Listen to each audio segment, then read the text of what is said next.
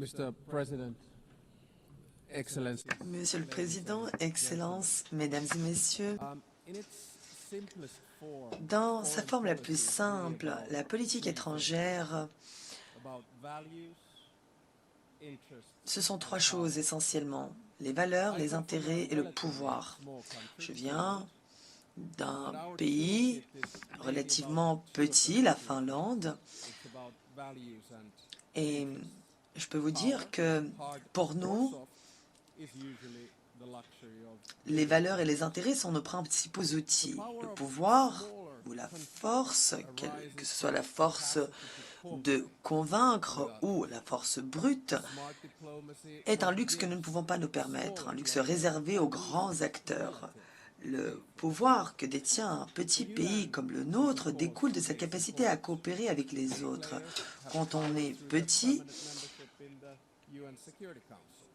on But doit we, the smaller players, user d'une can diplomatie influence the ebb and intelligente flow pour avoir of une international relations influence by being relative active in dans l'arène policy internationale. diplomacy. L'ONU est un bon exemple. Les grands Now, most of acteurs the tirent leur speeches that we pouvoir de heard leur here today statut de membre permanent au have Conseil de highlighted the sécurité, fact mais les that plus the world petits peuvent order, influencer balanced les relations dynamics, internationales à leur manière are en changing. s'activant en coulisses, Much par like they exemple. did after World War II when the UN La was plupart des founded. discours que nous avons entendus I ici actually think that the ont évoqué le post-Cold fait que War l'ordre order mondial, is over. l'équilibre et la But dynamique we des know pouvoirs that the new order sont en is train going de to look like. changer, tout comme c'était le cas après la It will Deuxième take Guerre at least mondiale, 5 lors de la to 10 création des years Nations for things Unies. to settle. Mais je pense And my personnellement message que to this assembly today is that l'ordre né de la fin de la regardless guerre of the froide size, each and every member state est of the révolu. United Nations Le problème, c'est que nous ne savons pas à quoi va ressembler le nouvel ordre mondial.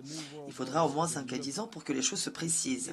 Mais le message que j'aimerais envoyer aujourd'hui est plutôt simple. Quelle que soit la taille d'un pays, d'un État membre des Nations Unies, nous avons tous notre mot à dire dans ce nouvel ordre mondial, dans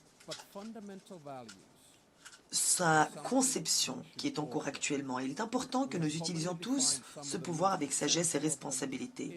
Bien sûr, je comprends que nos intérêts divergent en fonction de notre emplacement géographique, de notre histoire, de notre niveau de développement, de notre culture. Nous ne pourrons pas avoir les mêmes intérêts, mais ce que nous devrions tous avoir en commun, ce sont des valeurs fondamentales.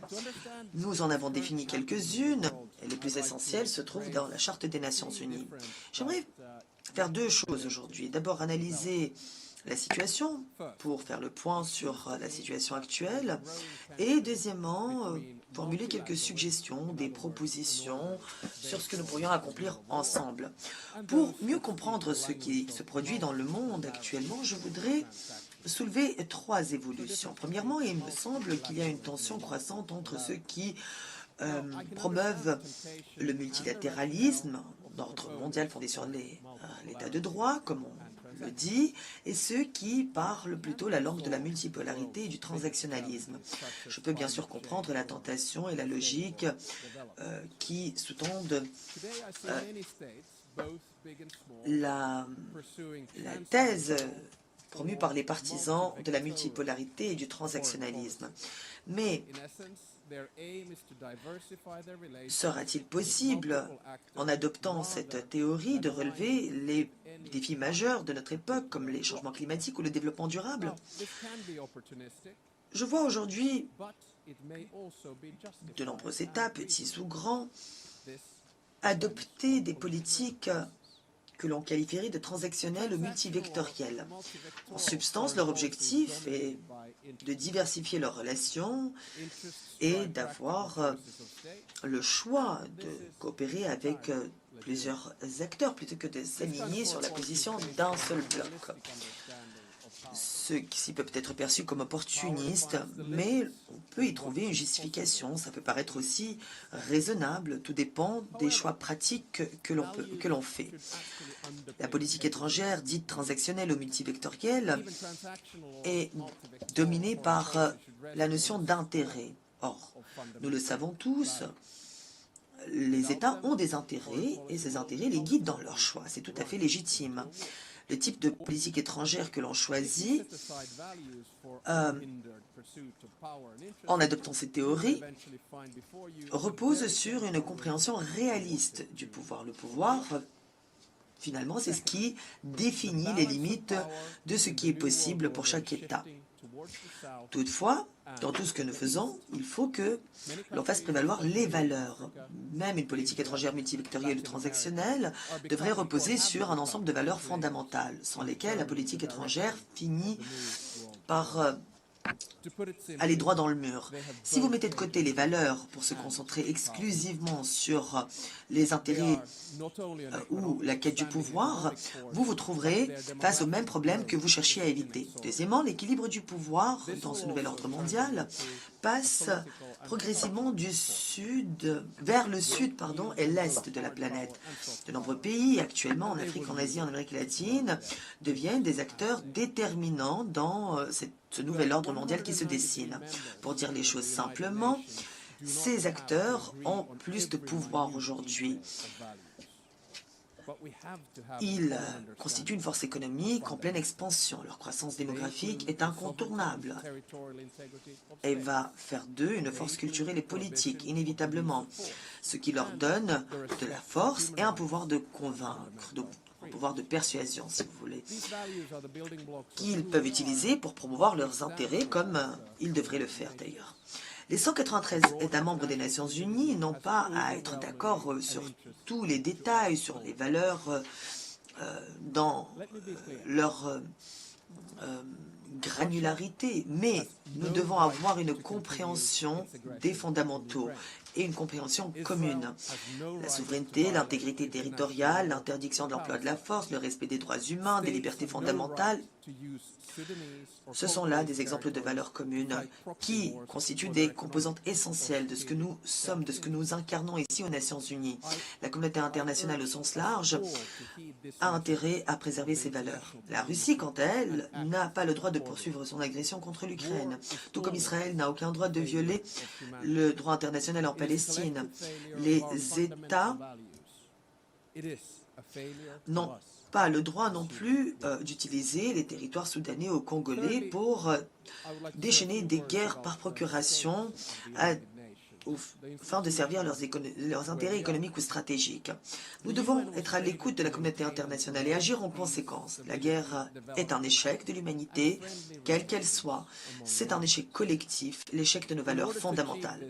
Troisièmement, j'aimerais dire quelques mots de la situation qui prévaut ici aux Nations Unies. L'ONU a été créée pour maintenir et promouvoir la paix, la stabilité, le développement et des relations amicales entre nations. Pour y parvenir, un équilibre était requis. Un équilibre entre trois éléments. Le pouvoir au plus haut niveau était représenté par le Conseil de sécurité. Les intérêts des membres de l'organisation, dans leur entièreté, devaient être défendus à l'Assemblée générale. Et la Charte, quant à elle, consacrait les valeurs de ces États membres, valeurs qui prenaient la forme de règles de droit international notamment. Aujourd'hui, l'ONU rencontre des difficultés et n'arrive plus à tenir cette promesse de paix et de stabilité qui est au cœur de sa création. De plus en plus de pays se croient permis de fouler aux pieds les règles de droit international et d'employer la force contre d'autres peuples, contre d'autres territoires, ou se permettre de réprimer d'autres nations. Or, l'ONU aujourd'hui ne tient pas compte des réalités et des équilibres de pouvoir. Bien trop souvent, elle n'arrive même pas à assurer la coordination de ses intérêts. Les valeurs qu'elle incarne sont bien trop souvent violées. Nous voulons tous avoir la liberté de faire des choix et la possibilité d'influencer le monde autour de nous. Aujourd'hui, nombreux sont les pays qui cherchent la réponse à ces questions dans la multipolarité ou le transactionnalisme. Mais si l'ONU n'arrive pas à remplir sa mission, la tendance risque de s'accélérer encore. J'aimerais donc résumer ce que je viens de dire en parlant des trois piliers que je citais tout à l'heure, les valeurs, les intérêts et le pouvoir. Nos valeurs peuvent être source de division.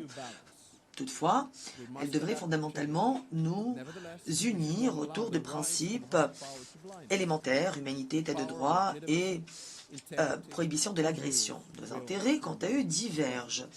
Et il est tout à fait normal que nous cherchions à servir nos intérêts. Toutefois, nos choix ont des conséquences et l'opportunisme risque de nous pousser vers des problèmes que nous cherchions à ignorer, comme je le disais tout à l'heure. Quant au pouvoir, il cherche à trouver un nouvel équilibre. Nous devons nous adapter au changement, mais nous ne devrions pas laisser la force brute nous aveugler. Le pouvoir de la légitimité, de l'intégrité et du droit doivent rester forts et prévaloir. Mesdames et messieurs, l'humanité n'a jamais disposé d'autant de moyens et d'innovations pour résoudre les problèmes les plus urgents devant nous. Toutefois, nous avons pris la mauvaise direction à plusieurs égards. Aujourd'hui, le monde est de plus en plus divisé, nos sociétés aussi. Il y a le changement climatique, le développement durable, l'action est insuffisante dans ces domaines. Et nous voyons aussi des souffrances colossales, un mépris flagrant des principes humanitaires dans plusieurs conflits et régions du monde. Pour moi, en tant que Finlandais, la guerre d'agression de la Russie contre l'Ukraine ne rappelle pas seulement le passé, elle est directement liée à la sécurité de la région où se trouve mon pays.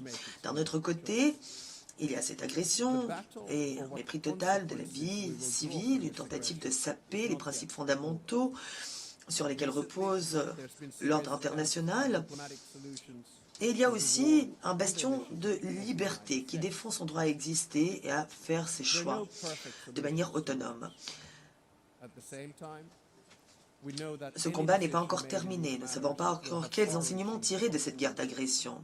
Récemment, il y a eu une tentative de solution diplomatique à l'initiative des États-Unis. Il n'existe pas de solution idéale à des guerres comme celle-ci. Dans le même temps, nous savons que toute décision aura des répercussions lourdes pour l'Ukraine et au-delà. Notre position en guerre de conquête devrait nous unir ici aux Nations Unies. On peut en aucun cas récompenser l'agression. Et la responsabilité doit être également assurée. Ceux qui commettent des crimes internationaux graves doivent rendre des comptes. Au Moyen-Orient, les civils à Gaza souffrent énormément, comme nous pouvons le constater. La crise humanitaire s'aggrave de jour en jour et atteint des niveaux intolérables. C'est un échec du système international. Mais le Hamas continue aussi à détenir les otages qu'il a enlevés, dont nombreux sont déjà morts. Un cessez-le-feu immédiat est indispensable à Gaza. L'aide humanitaire doit être accordée et acheminée en toute sécurité, sans entrave. Quant aux otages, ils doivent être libérés. Je salue d'ailleurs les efforts menés par la France et l'Arabie saoudite pour promouvoir en parallèle la solution à deux États. Les négociations doivent répondre à la fois aux besoins sécuritaires des Israéliens et des Palestiniens et doivent répondre au droit à l'autodétermination des Palestiniens, aspiration légitime à la souveraineté et à un État. L'occupation a commencé en 1967, elle doit cesser. Les questions relatives au statut permanent doivent toutes être réglées et les pays qui ne l'ont pas encore fait doivent reconnaître la Palestine et Israël. Dans le même temps, la communauté internationale doit aider l'autorité palestinienne pour que le territoire palestinien soit gouverné efficacement. C'est la seule façon de parvenir à cette solution à deux États. Une Palestine stable ne peut que profiter à Israël, notamment en matière de sécurité. Mais dans d'autres parties du monde, les conflits font rage également, entraînant des souffrances inimaginables, une grande instabilité avec des répercussions dans le monde entier. Nous l'avons vu au Soudan, en République démocratique du Congo, en Haïti, au Myanmar, au Mali et ailleurs. La force brutale se déchaîne. Les populations civiles continuent de souffrir de famine et de déplacement à une grande échelle.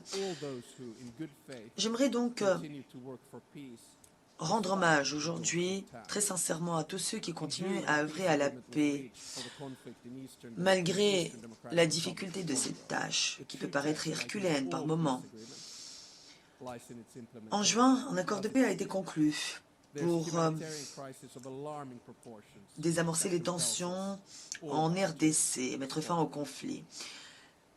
Mais comme dans tous les accords de paix, c'est la mise en œuvre qui compte. La crise humanitaire atteint des proportions alarmantes qui nous contraint à réagir forcément. Les processus de paix ne devraient pas être transactionnels, ils devraient s'appuyer sur le droit international et tous les pays et parties prenantes de la région doivent s'engager dans cette voie pour parvenir à une paix durable. La présence et la participation de l'ONU à ce processus est essentielle. J'aimerais également souligner le rôle crucial que jouent les journalistes dans les conflits et dans d'autres situations difficiles. S'attaquer aux médias est absolument inadmissible. La liberté des médias est au cœur de la démocratie. C'est une condition sine qua non pour avoir des sociétés ouvertes. La capacité de la presse à faire son travail est donc une question importante pour nous tous. Mesdames et messieurs, la composition de l'ONU est encore et toujours le reflet du monde de 1945, un monde qui a pourtant bien changé depuis, tout comme le devraient les processus décisionnels ici aux Nations Unies. L'an dernier, dans cette même salle, j'avais déjà plaidé en faveur d'une réforme du Conseil de sécurité. Un conseil où certaines régions ne sont même pas représentées ou d'autres sont sous-représentées devrait accorder une voix plus forte et des sièges permanents à un plus grand nombre de pays. Le nombre de membres permanents devrait augmenter au Conseil de sécurité. 2 nouveaux sièges pour l'Asie, 2 pour l'Afrique et 1 pour l'Amérique latine devraient être ajoutés. Je vais le dire chaque année, aucun État ne devrait disposer du droit de veto. Et si un membre du Conseil de sécurité se trouve en violation de la Charte des Nations Unies, ses droits de vote devraient tout simplement être suspendus. Ces changements à la tête de l'ONU sont indispensables si nous voulons maintenir le rôle central de cette organisation dans les relations internationales. Dans le même temps, une réforme plus globale de l'ONU est également indispensable. Et je salue le secrétaire général pour le lancement de son initiative ONU 80. Je l'encourage à prendre des actions ambitieuses et audacieuses. La Finlande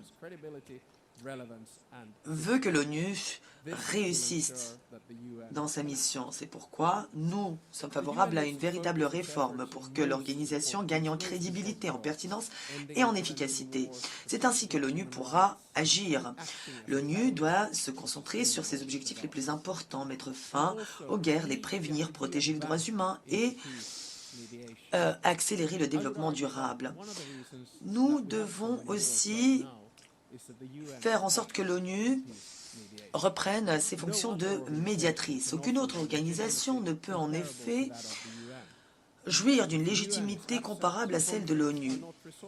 Si l'ONU est absente, on ne peut pas vraiment résoudre les conflits de manière universelle. Ce n'est pas dans notre intérêt.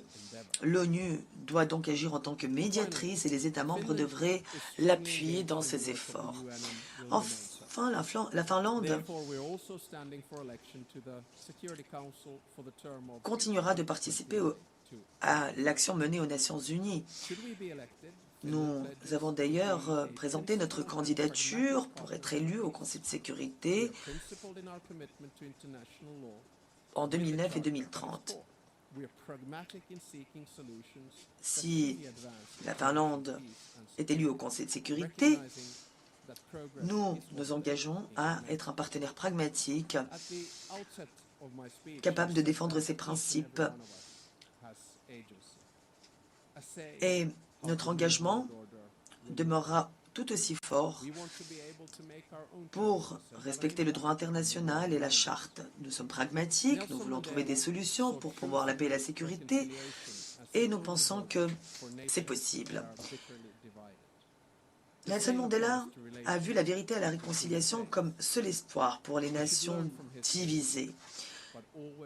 Aujourd'hui, la même chose s'applique aux relations entre États. Nous devons pouvoir apprendre de l'histoire, mais toujours rester tournés vers l'avenir en gardant à l'esprit l'importance des décisions que nous prenons aujourd'hui pour l'avenir. Merci beaucoup. Merci de votre attention.